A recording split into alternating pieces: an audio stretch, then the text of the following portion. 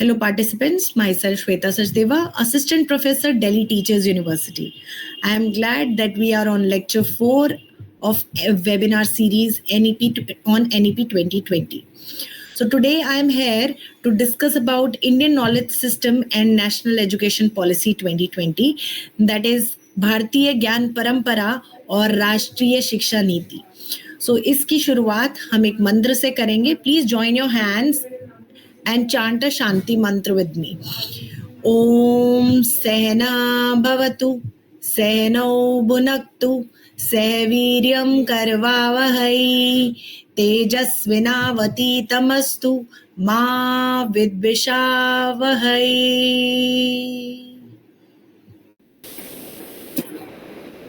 So first of all, हम NEP के vision की बात करेंगे. NEP 2020 का एक विजन है जिसे हम 3 फोल्ड्स में देखेंगे. सो NEP 2020 का विजन है that invasion and education system rooted in Indian ethos that contributes directly to transforming India, that is Bharat. जो हमारे ethos में जो we have knowledges, so that knowledge should contribute in the world. Right? So equitable and vibrant knowledge in the society by providing high quality education to all and thereby making India a global knowledge superpower, जिसे हम हिंदी में विश्व गुरु भी कह रहे हैं. So we have a knowledge, हमारे पास बहुत सारा knowledge है and that knowledge should be with us and should be in our education system so that हम वर्ल्ड में उस नॉलेज को प्रेजेंट कर पाए या उस नॉलेज से वर्ल्ड को भी एनलाइटन कर पाए. राइट? जैसे इसका एग्जांपल लेते हैं. जैसे हम सब ने रामायण के बारे में पढ़ा है. सो रामायण में हमने ये जाना कि जब भगवान राम ने युद्ध खत्म किया तो उसके बाद वो पुष्पक विमान पर लंका से अयोध्या आए. राइट? एंड पुष्पक विमान means something which flies. Right? जिसमें फोर्स ऑफ ग्रेविटी के बारे में भी देखा गया होगा और ऐसा विमान जो उड़ रहा है. और यही जब राइट ब्रदर्स ने प्लेन उड़ाया तो हमने क्या लिख दिया कि पहली बार प्लेन किसने उड़ाया था? राइट ब्रदर्स ने. हमने वहां पे क्वेश्चन ही नहीं किया अरे रामायण में भी तो प्लेन उड़ रहा था. तो कहने का मतलब है जब कोई बात हमारे पास वेस्टर्न कल्चर से साइन होकर आ जाती है और वो उसी तरीके से प्रोपगेट होती है जबकि वो हमारे पास वो ज्ञान वो नॉलेज वो हमारे पास पहले से है. राइट? सो यहाँ इंडियन इथॉस में इंडियन जो नॉलेज सिस्टम में बहुत कुछ ऐसा है जिसे एक्सप्लोर करने की जरूरत है. सो NEP 2020 कहता है कि those ethos should be explored and given to the world. Then second is जो हमारे देश के कॉन्स्टिट्यूशन है उसमें फंडामेंटल ड्यूटीज हैं, कॉन्स्टिट्यूशनल वैल्यूज हैं. हमारा उसके साथ एक बॉन्ड होना चाहिए. We must understand that what is constitution and what are our fundamental duties which we have to perform. So change begins from home. जब हम बदलना चाहते हैं, जब हम दुनिया बदलना चाहते हैं तो हमें पहले खुद को बदलना है, अपने देश से शुरुआत करनी है. फंडामेंटल ड्यूटीज को समझना है, कॉन्स्टिट्यूशन को समझना है और उन्हें ग्रैब करना है. तो एजुकेशन पॉलिसी कहती है that the curriculum and pedagogy of our institution must develop among the students a deep sense of respect towards the fundamental duties and constitutional values, bonding with one's country and a conscious awareness of one's role and responsibility in the changing world. The world is changing. The development should be sustainable. The knowledge should be that which should be sustainable. So पहले हम अपने आप को जाने, अपने देश के बारे में उनकी कॉन्स्टिट्यूशन को समझें और a sense of pride, a sense of connectivity feel करें ताकि दुनिया बदल सके. Right? To still among the learners and the third I am talking about the third fold which says that हमें अपने देश प्रेम की बात जो कह रहे हैं हम, तो to instil among the learners a deep rooted pride in being Indian, not only in thought but also in spirit, intellect and deeds, as well as to develop knowledge, skills, values and dispositions that support responsible commitment to human rights, sustainable development and living the global well-being, thereby reflecting a truly global citizen. है ना? वसुधैव कुटुंबकम. right? So this is all about the vision of national education policy, जिसमें वो कह रहे हैं कि देश को जानो, देश को समझो, देश से कनेक्ट करो, एंड जो हमारी डीप रूटेड नॉलेज है उसको, उसका इन्वेजन हो, उसको एक्सप्लोर करो और बाहर लेकर आए. So education system should be like that. तो यही विजन है और ये हमें स्टूडेंट्स के साथ अपने क्लासरूम में लेकर आना है. अब यहाँ पर आगे मैं चाहूंगी कि अगर आप में से कोई अपना कोई पॉइंट ऑफ व्यू इस बात पर देना चाहे तो please, the forum is open.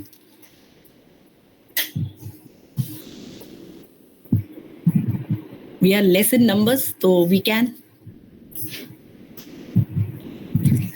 चलिए, सो तो हम ऐसा मान लेते हैं कि हम अपने इसके आगे विजन से आगे थोड़ा सा NEP 2020 का जो है उससे आगे बात कर सकते हैं. तो एक ओवरव्यू देना चाहूंगी, that overview of Indian knowledge system. Indian knowledge system क्या है और NEP 2020 से कनेक्ट करते हुए हम इसे कैसे आगे बढ़ा सकते हैं. सो यहाँ पर पहले मैंने थोड़ा सा डिफाइन करने की कोशिश की है, that Indian knowledge system encompasses traditional knowledge, practices, policy, philosophies that have evolved over countries, integrating various disciplines such as science, art and spirituality. अब मैं यहाँ थोड़ा सा अपने objectives की बात करना चाहूँगी. When we talk about teaching objectives, like in class, we generally ask questions around the subject, like जैसे हमने कोई चैप्टर पढ़ाया और सब्जेक्ट अराउंड द सब्जेक्ट हमने क्वेश्चन पूछा. लाइक एक स्टूडेंट से रिलेटेड कोई चैप्टर था और हमने पूछ लिया कि सीता आम कितने रुपए किलो बेच रही थी. बड़ा इजी सा क्वेश्चन, राइट? सो यहाँ हम क्या कर रहे हैं, जब हम हिंदी का वो चैप्टर पढ़ा रहे थे तो कहीं ऑब्जेक्टिव था ऑनेस्टी, सिखाना ऑनेस्टी, ट्रूथफुलनेस, है ना, और हमने क्वेश्चन पूछ लिया सीता आम कितने रुपए किलो बेच रही थी. तो यहाँ क्या है, यहाँ हम ऑब्जेक्टिव से थोड़ा सा भटक जाते हैं और बच्चे क्या करते हैं, जब हम असेस उन्हीं चीजों को करते हैं तो बच्चा भी मेमोराइज करने की कोशिश करता है, राइट? तो यहाँ असेसमेंट की अगर मैं बात करूं तो that should be a little bit towards the value education, है ना. सो IKS is Indian knowledge system ये कह रहा है कि अपनी ट्रेडिशनल नॉलेज जो है, जो सिस्टम है, उन्हीं प्रैक्टिसेस, उन्हीं फिलॉसफीज पे अगर हम थोड़ा सा जाएं, जैसे जब हम गुरुकुल सिस्टम की बात करते हैं तो वहाँ पर गुरुकुल सिस्टम में बच्चे गुरुकुल में ही रहते थे और वहाँ पर जो गुरुजी है उनके लिए खाना लाना, उनके कपड़े धोना, बड़े नॉर्मल जो उनके हाउस होल्ड एक्टिविटीज रहते थे वो बच्चे ही करते थे. एंड दैट इवॉल्व देयर, जिसे हम आजकल आउट ऑफ स्कूल नॉलेज कह रहे हैं. सिर्फ ऐसा नहीं कि वहां वो स्कूल में रहकर क्या कर रहे हैं, वहां लाइव जो उनकी लाइफ स्किल्स है वो भी इंप्रूव हो रही है. सो IKS वांट कि आप अपनी फिलॉसफीज, प्रैक्टिसेस और नॉलेजेस को कनेक्ट करते हुए आउट ऑफ स्कूल भी बच्चा क्या कर रहा है हम उस पर भी कॉन्सेंट्रेट करें. इसका कल्चरल सिग्निफिकेंस है that IKS plays a crucial role in preserving India's rich culture, है ना. हमारा कल्चर बहुत रिच है और सस्टेनेबल कल्चर है. साथ साथ हम कम्युनिटी लिविंग और होलिस्टिक डेवलपमेंट की बात करेंगे. जैसा मैंने अभी बोला कि वहां पे बच्चे गुरुजी के साथ रह रहे हैं and out of the school also क्या कर रहे हैं, क्या उनका आगे का जीवन कैसा होगा, उन्हें अलग अलग विद्याएं सिखाना, इस तरीके से गुरुकुल सिस्टम चल रहा था. तो that's an holistic development not. और आजकल अगर हम देखें तो हम the school education is all about what a child will do after the school, है ना. अपना हाउस होल्ड कैसे चलाएगा, पैसे कैसे कमाएगा, the earning, the objective that a person should be a good human being, a good citizen is missing somewhere, right. So यहाँ IKS कह रहा है कि आप इस बात पे भी फोकस करें, इस बात पर भी, अगेन मैं अपनी बात रिपीट करूंगी, इस बात पर भी फोकस करें कि एक स्टूडेंट एक मनी अर्निंग मशीन ही नहीं बनकर रह जाए, बल्कि उसमें थोड़ा सा वैल्यूज, उसका डेवलपमेंट होलिस्टिक हो और सिर्फ अर्निंग मनी और अराउंड द मनी चीजें नहीं घूमे.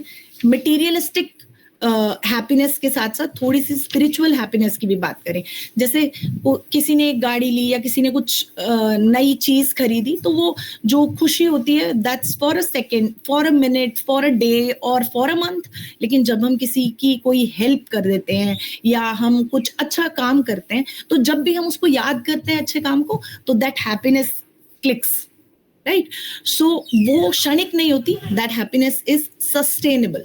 सो हम यहाँ सस्टेनेबल वर्ड से सिर्फ एक जगह ही कनेक्ट नहीं करें, sustainable which goes on, right?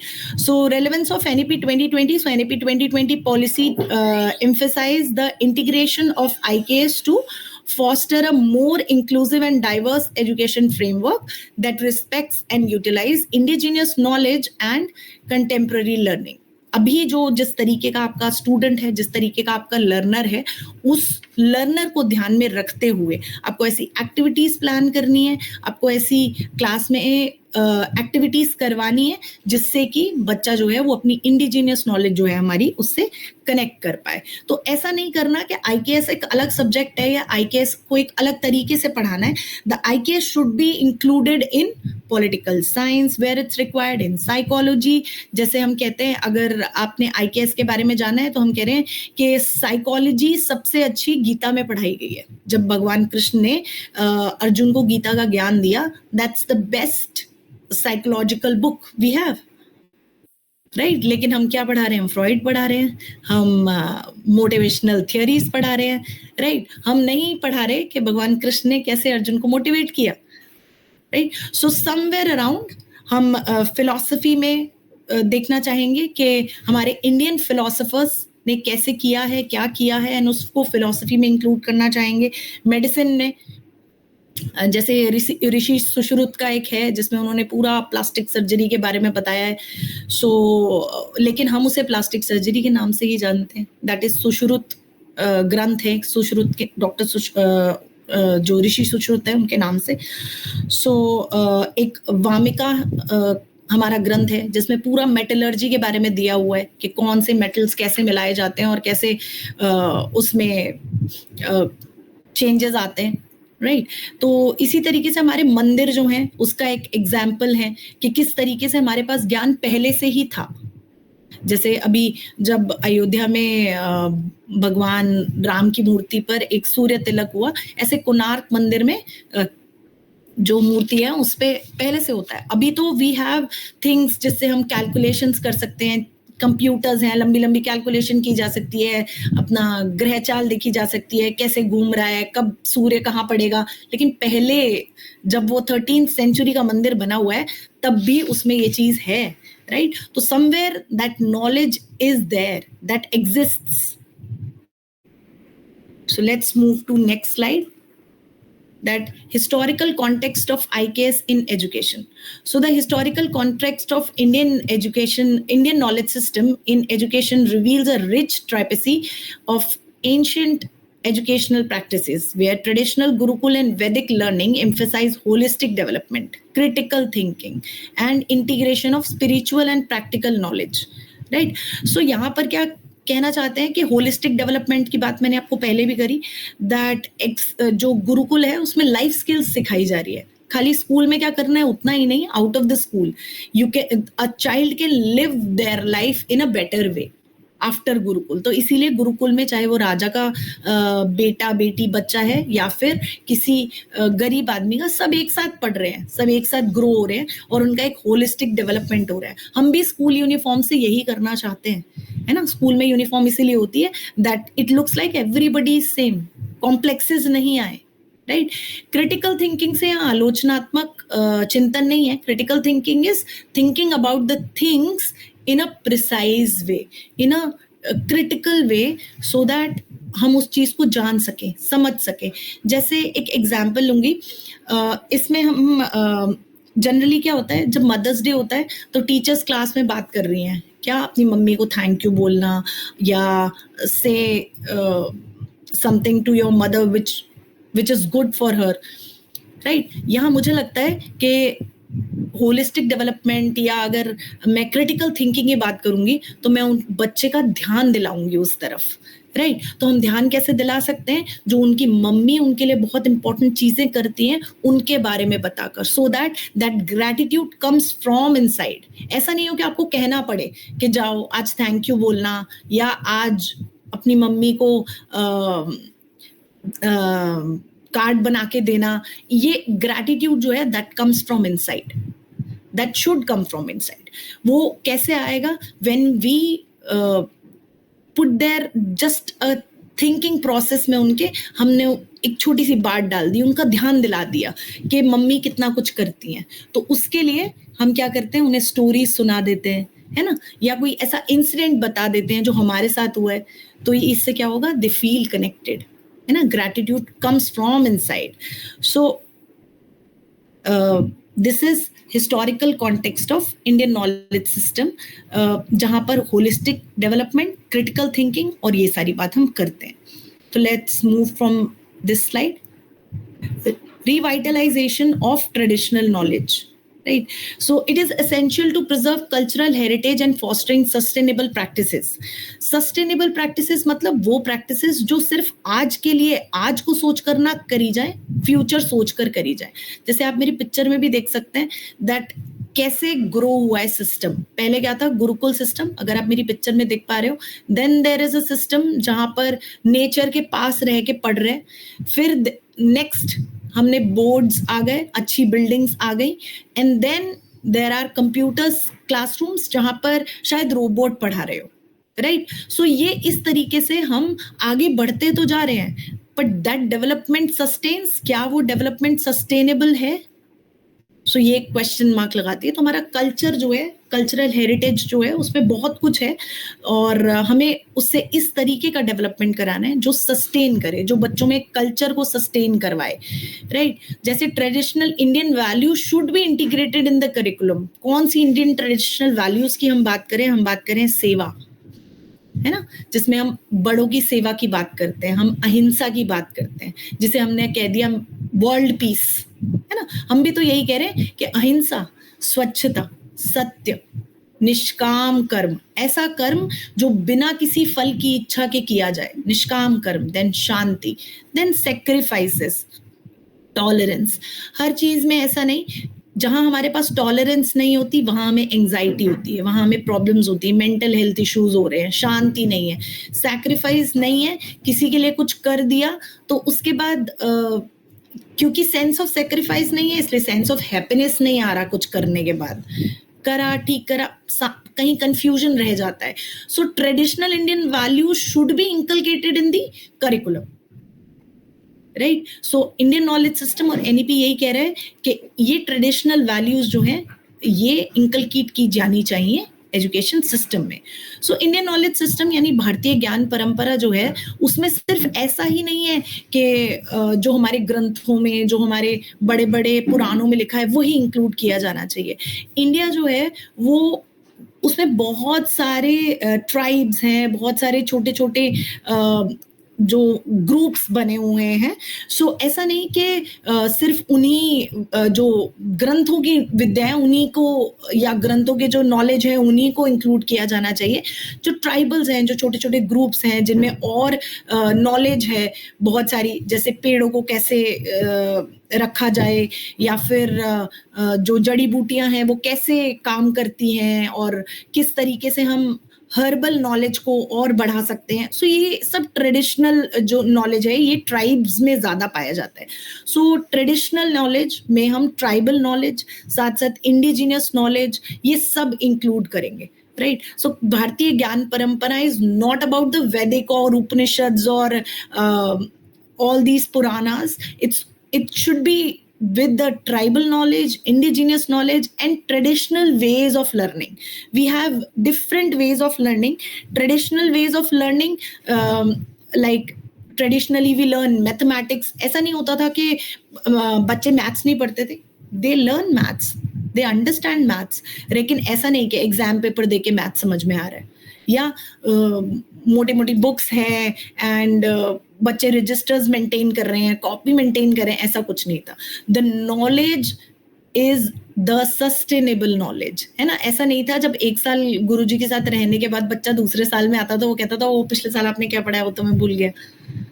That's not the thing that way. जबकि वो इस तरीके से एग्जाम्स भी नहीं दे रहा था और इस तरीके से अपने रजिस्टर्ड्स और प्रिंटेड थिंग्स ये सब भी नहीं था, राइट? तो नॉलेज वाज सस्टेनेबल उस टाइम पर, इवन दो चीजें नहीं थी लाइक प्रिंटेड थिंग्स और पेपर्स जहाँ पे हम अपने नोट्स या हमने जो पढ़ा है उसको रख सकते हैं, लेकिन still knowledge was sustainable, right? So traditional ways of learning, किस किस सब्जेक्ट में ट्रेडिशनल वेज ऑफ लर्निंग बहुत ज्यादा हाईलाइट किया है एनईपी 2020 ने? That's mathematics, that's astronomy, that's architect, that's medicine, right? जो आर्किटेक्ट्स होते हैं साउथ में, उनके लिए एक स्थापत्य वेद है कि किस तरीके से बिल्डिंग्स बनाई जाएं, कौन सा किस तरफ गेट होना चाहिए, कैसे वो बिल्डिंग्स ठंडी रहेंगी, कैसे गर्म रहेंगी। जिनमें कोणार्क टेम्पल का एग्जाम्पल दे रही थी, वहां पर भी बड़ी एक हैवी एक चुंबक लगाई गई है, चुंबकीय शक्ति पे वो एक, अब उसका गर्भगृह बंद कर दिया गया है, चुंबकीय शक्ति पे एक सूर्य का वो एक उन्होंने बनाया हुआ था, वो टंगा हुआ था, और वो चुंबकीय शक्ति इतनी स्ट्रॉन्ग थी तो बोलते थे कि जहाज जो है वो उस चुंबकीय शक्ति से उस मंदिर की तरफ अट्रैक्ट होते हैं। सो कहीं ना कहीं मेटलर्जी थी ना, जो ये सब मेटल्स को मिला के एक उन्होंने ये बनाया, right? So there are traditional ways, there are things जो हैं, जो थी, जिनसे नॉलेज जो है वो सस्टेनेबल बन सकती है ना, और उसको यूटिलाइज किया जा सकता है। So knowledge should be sustainable. ऐसा नहीं है कि आपने पढ़ लिया, लिख लिया, and when it comes to reflection, तब there is a problem, even though we are practicing, even though we are doing. So पढ़ाने का जो तरीका था वो कुछ ऐसा होना चाहिए that knowledge would be sustainable, right? वो ज्यादा समय तक याद रहे। जैसे हम भी आजकल इनोवेशन कर रहे हैं, हम एक्सपीरियंशियल लर्निंग पे फोकस कर रहे हैं, हम अलग अलग टीचिंग लर्निंग मटेरियल्स लेकर आ रहे हैं, सो दैट जो नॉलेज है वो सस्टेनेबल बने, right? So anybody has any point of view, और shall we move forward?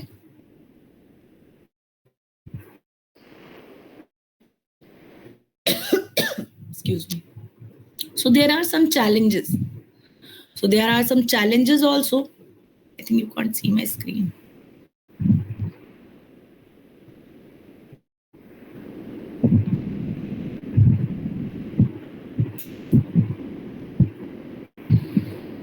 There are also some challenges like resistance to change.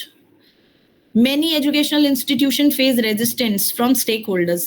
Who are stakeholders? The students, the parents, the system, है ना? So वो ये जो stakeholders हैं, they are pretty resistant to this type of knowledge, who are accustomed to conventional teaching methods. बहुत आसान है वो जो conventional teaching methods हैं, आपने पीपीटी से पढ़ा दिया जैसे हम अभी कर रहे हैं, तो making it difficult to integrate Indian knowledge system into it, right? तो इसीलिए रेजिस्टेंस आता है चेंज के लिए। Stakeholders are not ready, teachers feel it is very difficult कि जो इंडियन नॉलेज सिस्टम है उसको जो कन्वेंशनल मेथड है उसके साथ मिक्स मैच किया जाए, right?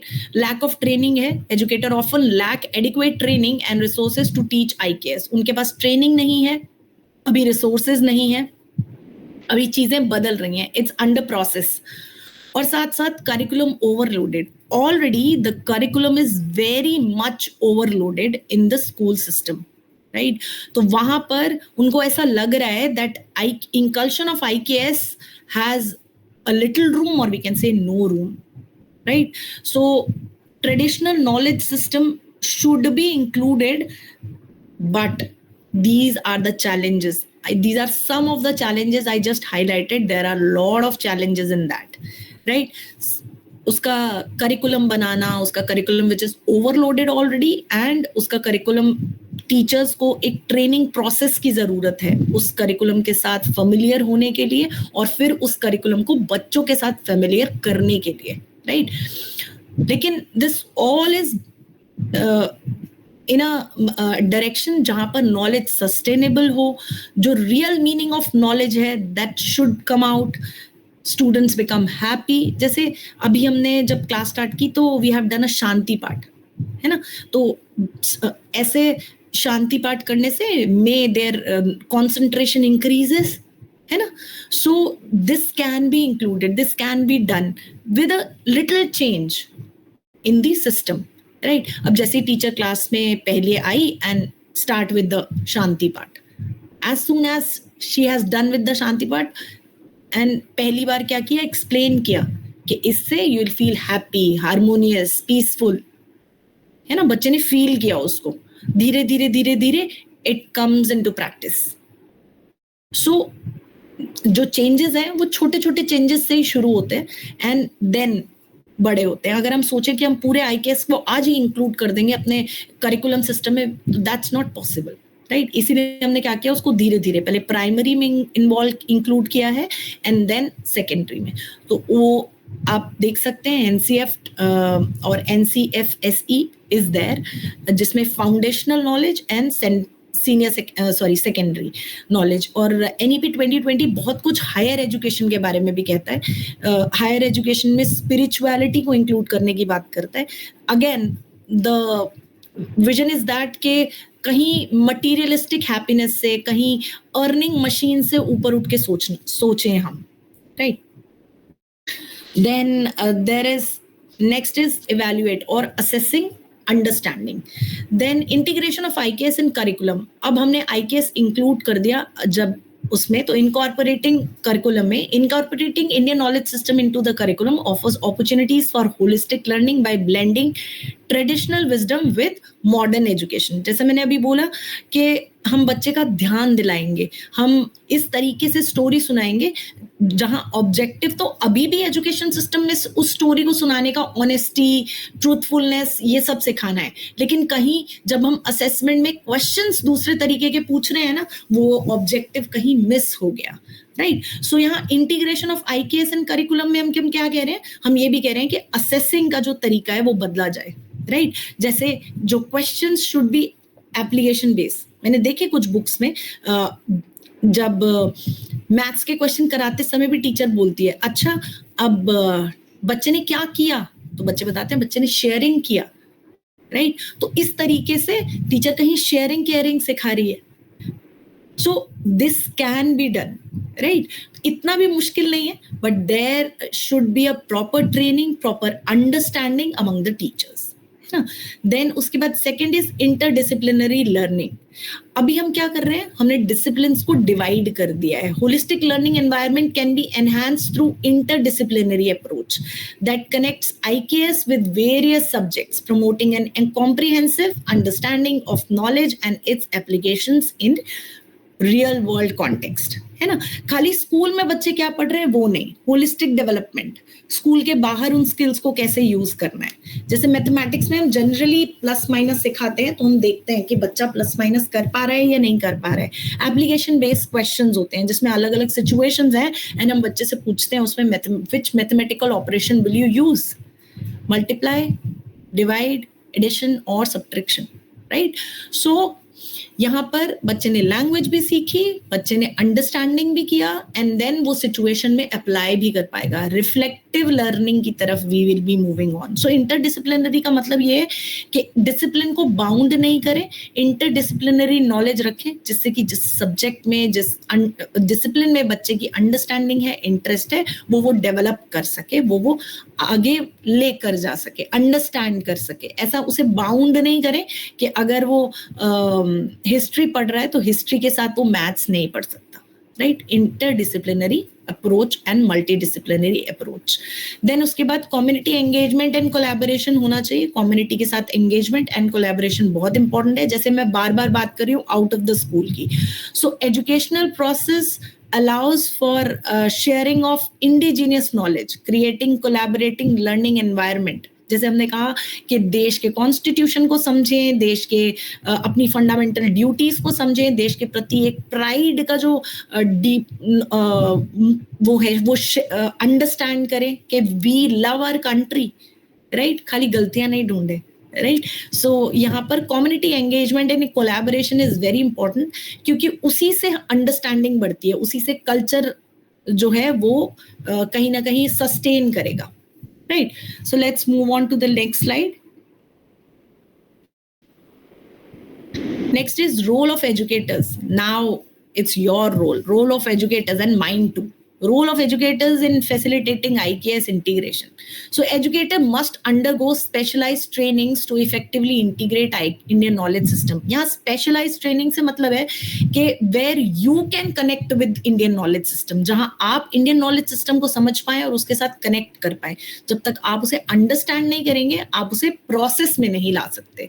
So for making it a practice, teaching practice में उनके उस इंडियन नॉलेज सिस्टम को लाने के लिए you should be equipped with the skills and knowledge. So significance of IKS a contemporary education context. आपको समझ में आना चाहिए आईकेएस का क्या मतलब है इन अ कॉन्टेक्स्ट जहां पर इंडियन नॉलेज सिस्टम जो है वो अब हमारे एजुकेशन सिस्टम के साथ कनेक्ट कर पाए.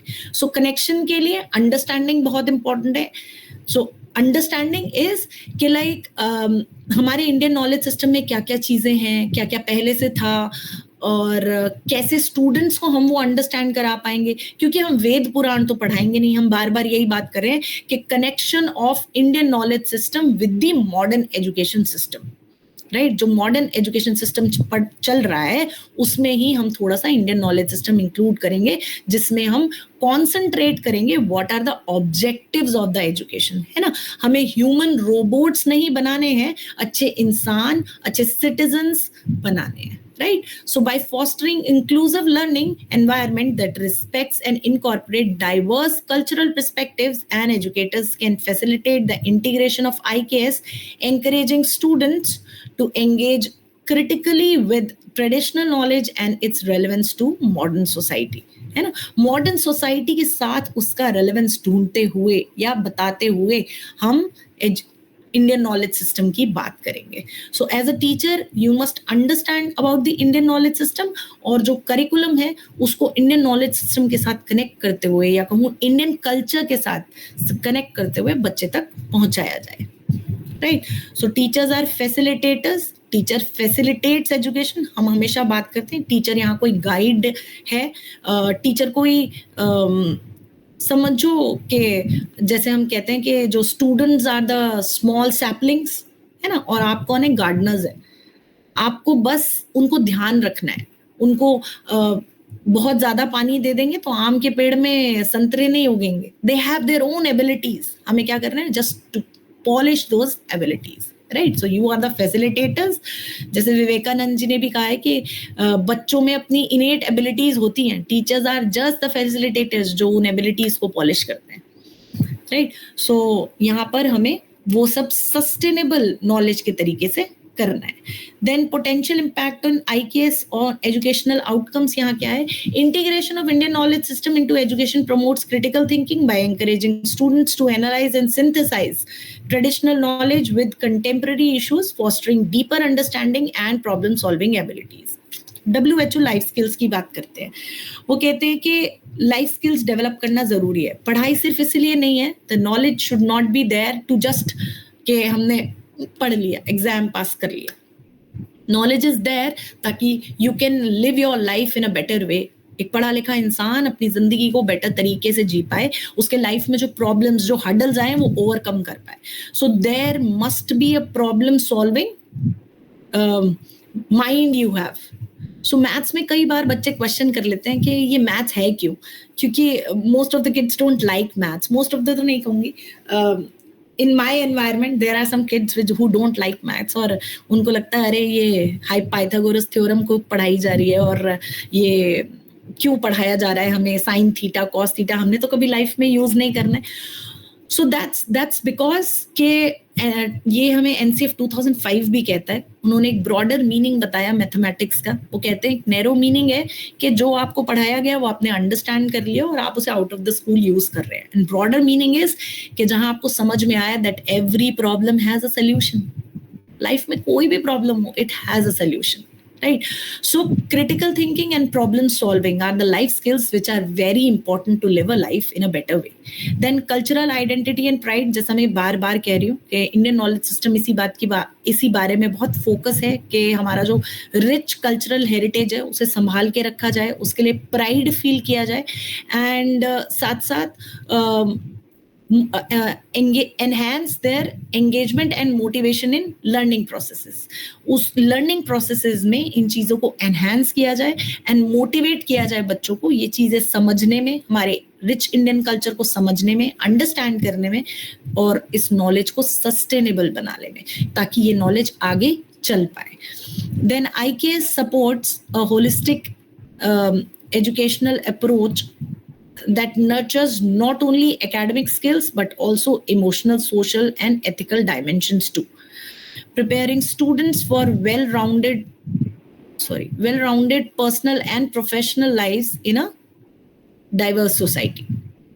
सो यहाँ पे इस बारे में हम पहले से बात करते ही आ रहे हैं जब से लेक्चर शुरू हुआ है, दैट IKS क्या सपोर्ट करता है, होलिस्टिक डेवलपमेंट. एजुकेशन सिस्टम जो है वो बच्चे की सोशल, इमोशनल सारी स्किल्स पे काम करे. ऐसा नहीं हो कि सिर्फ उसका IQ ही बढ़ रहा है, इंटेलिजेंस कोशेंट ही बढ़ रहा है. किसी मैंने कहीं एक लाइन पढ़ी थी that you can live without IQ but not without SQ and EQ. हम इंटेलिजेंट कोशेंट के बिना तो जी सकते हैं, लेकिन अगर इमोशनल कोशेंट और सोशल कोशेंट नहीं है तो हम नहीं जी सकते. We are robots then, right.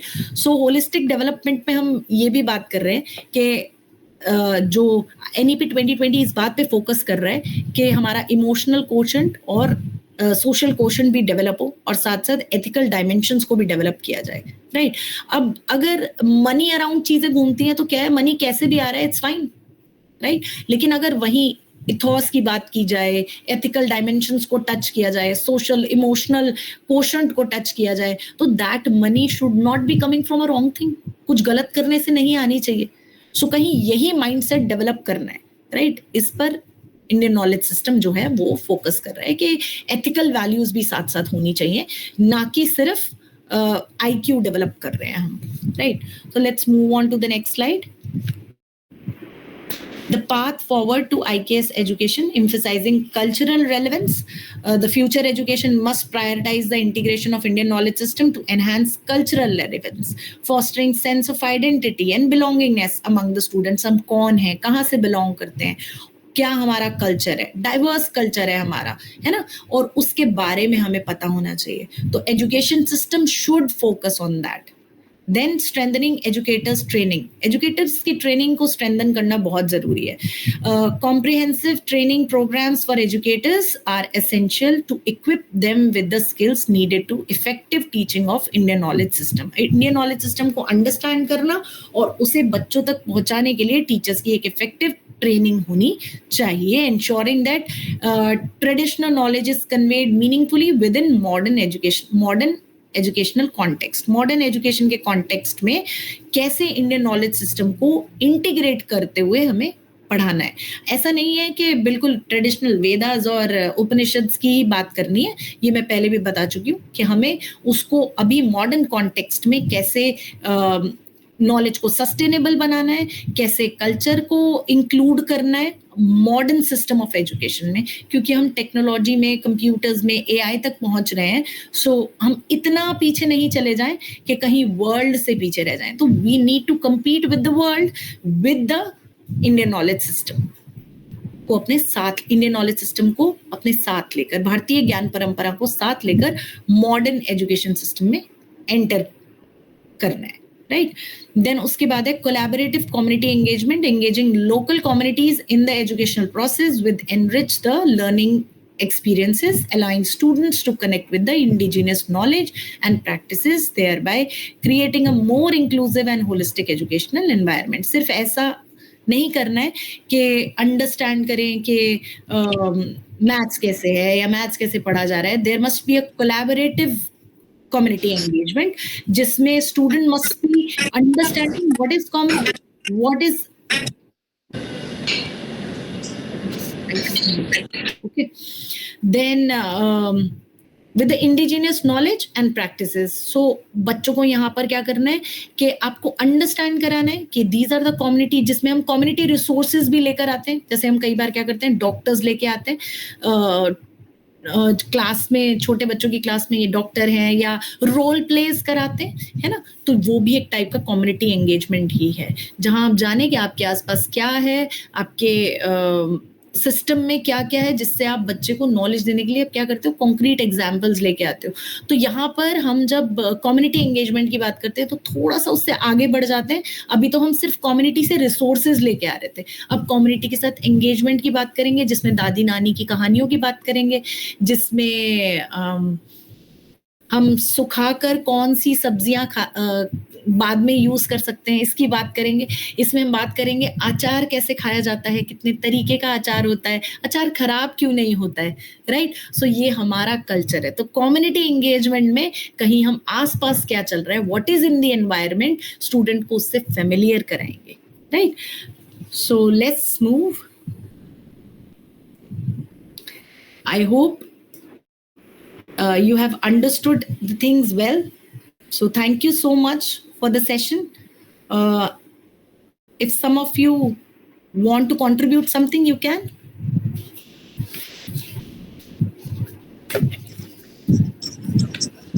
Yeah, Nimisha.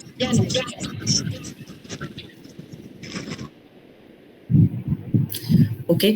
So Indian knowledge system को थोड़ा सा समझ पाए होंगे NEP के कॉन्टेक्स्ट में। Thank you, ma'am. Thank you.